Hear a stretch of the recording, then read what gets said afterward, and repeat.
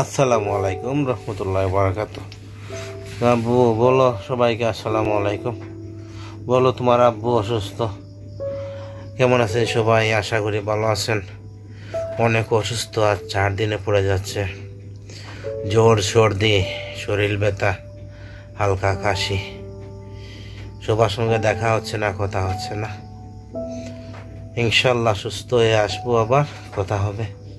এই যে আমার বাচ্চা, আমার মেয়ে, দেখেন কিভাবে তাকাইতেছে আমার মুখের দিক দিয়ে।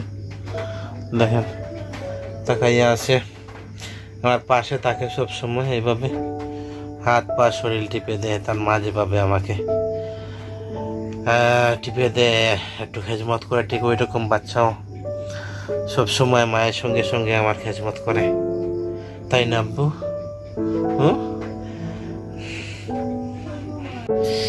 এই দেখেন বিদ্যুৎ আসা যাওয়া করতেছে, তাই লাইটিং প্রবলেম। দেখেন আমার বাচ্চা আমাকে কিভাবে খেজমত করে তার মায়ের সঙ্গে সঙ্গে। তার মা যেভাবে আমার পা টিপে দেয়, সেম ওই রকম সেও। এখানে আমার জন্ম সার্থক। তাকে দুনিয়াতে পেয়ে হয়েছিল একবার সার্থক, আবার তাকে এই খেজমত করাতে আমার দ্বিতীয় সার্থক হয়ে গেছে। কন্যা সন্তান হয় আল্লাহর দেওয়া নিয়ামত, একটা জান্নাতের মালিক। সেই মালিক আমি। এই খেজমত পেয়ে আমি জান্নাত পেয়ে গেছি দুনিয়াতে।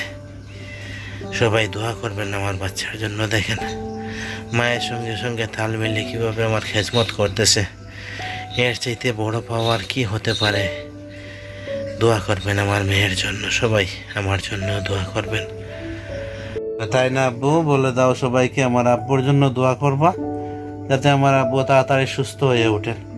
আমার মেয়ে আমার অনেক খেজমত করে, শরীর টিপে, মাথা টিপে, হাত পা টিপে দেয়।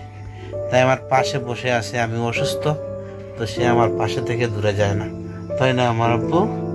আমার মা আমার মেয়ের জন্য দোয়া করবেন, আমার জন্য দোয়া করবেন, যাতে আমি তাড়াতাড়ি সুস্থ হয়ে যাই, আবার সুস্থ হয়ে সবার মাঝে ফিরে আসতে পারি।